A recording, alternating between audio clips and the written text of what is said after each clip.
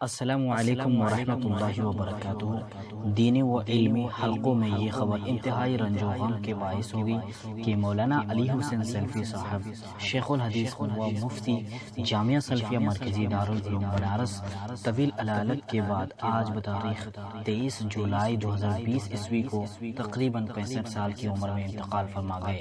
انا للہ و انا الیہ راجعون۔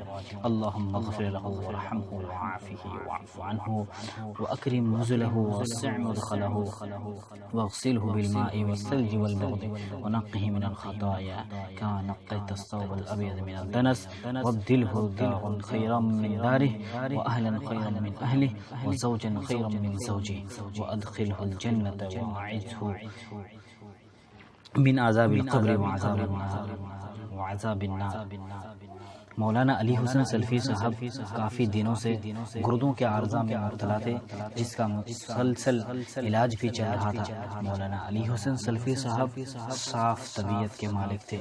آپ نے 1981 میں جامعہ سلفیہ سے فراغت کے بعد درس و تدریس میں اور دینی و علمی اور تحقیقی کاموں میں جامعہ سلفیہ میں ہی مشغول ہو گئے۔ آپ جامعہ سلفیہ میں حدیث کے استاد کے ساتھ شعبہ افتاء میں بھی خدمت انجام دے رہے تھے۔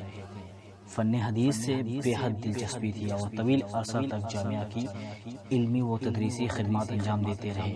ان کی وفات سے جماعت و ملت میں زبردست خسارہ ہوا، جس کی تلافی بظاہر مشکل نظر آتی ہے۔